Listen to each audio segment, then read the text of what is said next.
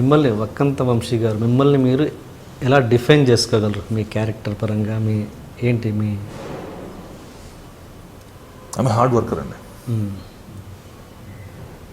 నాకంటూ ఏదో సినిమా ఉంది, అది చూపించే ప్రయత్నం చేస్తున్నాను. అందులో సక్సెస్ అయితే డెఫినెట్గా నా నమ్మకాలు నిజమే, నేను నమ్ముతున్న సినిమాతో ట్రావెల్ అవుతాను. I'm very hard worker, okay, very positive thinker, బేసిక్గా చాలా పాజిటివ్ నేను. అదే నా బలం. అంటే మీ కెరీర్లో మోస్ట్ పెయిన్ఫుల్ మూమెంట్ ఏదన్నా?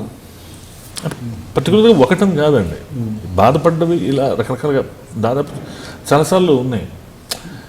ఆ ఐడెంటిటీ కోసం మన ఐడెంటిటీ ఒక లాగేసుకుంటున్నారే, అది గుర్తించట్లేదే,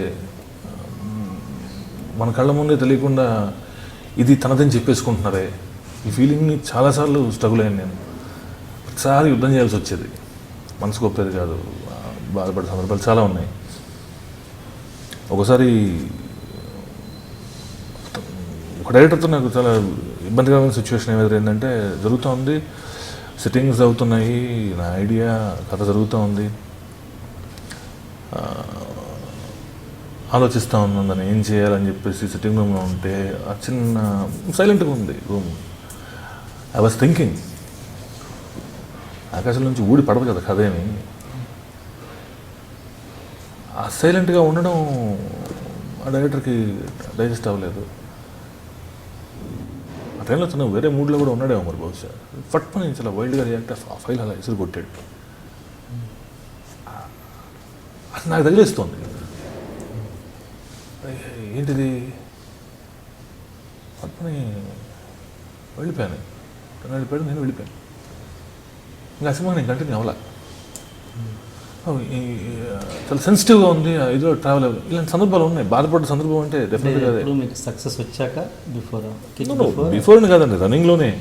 బట్ ఆ తర్వాత ఆ డైరెక్టర్ నేను బాగా చాలా క్లోజ్గా ఉన్నాం, దాంట్లో నేను ట్రావెల్ అవుతున్నా, మా ఇద్దరి మధ్య ఏ కంప్లైంట్స్ లేవు.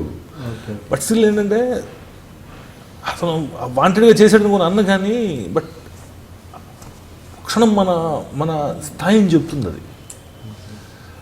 ఓహో, ఇవన్నీ తెలియకుండా ఏమవుతాయంటే అండి, రైట్ వేలో వెళ్తే పర్లేదు, ఇదంతా ఎందుకు, ఎవరిని మెప్పించడానికి ఈ కష్టం అంతా, ఇట్లాంటివి ఫేస్ చేయడానిక? దానితో ఆ నలుగోళ్ల మధ్య కూడా అలా ఉంటే నలుగురు ఎలా ఉండదు, పడించుకోరు, ఈ గురించి ఎవరు ప్రత్యేకంగా చెప్పడు, తప్పక చెప్తారు, బాగోదు బాధపడతారని చెప్తారు, ఏముండదు. మీరు నిజంగా ఏ డైరెక్టర్ ఇంటర్వ్యూని తీసుకోండి, ఎవరికైనా తీసుకోండి, తెలియకుండా మన ఆలోచన విధానం మారాలని చెప్పడం కోసమే తీసుకోండి. పలానా ఇది బాగుంది అని చెప్పండి, వాళ్ళు తన రైటర్ గురించి మాట్లాడరు. గొడవలై ఇంకోటి పెద్ద ఇదవుతుందంటే ఇంక తప్పదనుకున్నప్పుడు చెప్తారు, మర్చిపోతారు. నాకు చాలాసార్లు ఫంక్షన్స్లో నా గురించి మాట్లాడడం మర్చిపోయి, చాలా కంఫర్టబుల్గా మర్చిపోయి, దాని తర్వాత సారీ మర్చిపోయానని చెప్పి నాకు ఇన్ని ఎక్స్పీరియన్సెస్ ఉన్నాయి. మీరు చేసిన 10 సినిమాలు 10 సార్లు కదా, 2 సార్లు. అంటే జనాలు గెస్ట్ చేయగలరని నా ఉద్దేశం. అంటే కాదండి, ఇదంటే ఏమన్నానంటే, నువ్వు కావాలని మర్చిపోయావు అన్న, కానీ కావాలని గుర్తుపెట్టుకోవాలంట. Because writer is your senior very important technician. అక్కడ నేనని కాదు, వాడికి ఐడెంటిటీ అక్కడే వస్తుంది సార్. రేపు పొద్దున్న మీకు ఒక మాట చెప్తున్నాను సార్, నేను డైరెక్టర్గా సక్సెస్ అయితే ఫస్ట్ నా లోపల ఉన్న రైటర్నే మెచ్చుకుంటాను. ఈ రచయిత లేకపోతే ఆ సినిమా ఆడదండి. ఎనీ సక్సెస్ఫుల్ డైరెక్టర్ మంచి కథ రాసుకుంటేనే సక్సెస్ఫుల్ సినిమా తీయగలడు. First you have to honour, respect, minimum అది ఇవ్వు. ఎంతసేపు వెనక్కి నెడుతూ ఉంటే చూసి వాడికి ఏమనిపిస్తుంది, ఎందుకు ఈ వెనకాల మనకు ముందుకు వచ్చేస్తే పోలా అనిపిస్తుంది, ఆ గోల ఏదో పడదామని.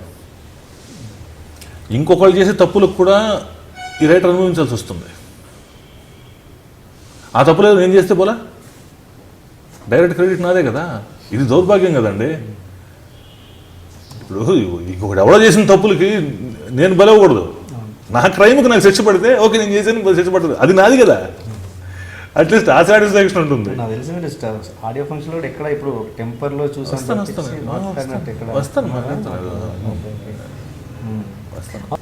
రచయితని బట్టి కాదండి అగ్రిమెంట్, నిర్మాతను బట్టి ఉంటుంది. ఓకే. కొంతమంది నిర్మాతలు వాళ్ళు నామ్స్ ఫాలో అవుతారు, క్లియర్గా మాట్లాడుకుంటారు, పొద్దున్న డిస్టర్బెన్సెస్కి ఛాన్స్ ఇవ్వరు, వాళ్ళు క్లియర్. కొంతమంది ఏంటంటే మనతో మాట్లాడేటప్పుడే వీడికి మనం ఇంత ఎగ్గొట్టచ్చు, ఇంత ఇవ్వచ్చు, వీడికి మనం ఇక్కడ రీమేక్ ఎగ్గొట్టచ్చు, ఇది ఇవ్వచ్చు, ఇలాంటి ఆలోచనలు ఉన్నప్పుడే వాళ్ళు అగ్రిమెంట్స్ అవి చేయరు. అది ప్రాబ్లం. అసలు అగ్రిమెంట్స్ మ్యాండేటరీ చేయాలని చాలా గట్టిగా జరుగుతుంది వాదన. అసలు చేసేస్తే గొడవ లేదు.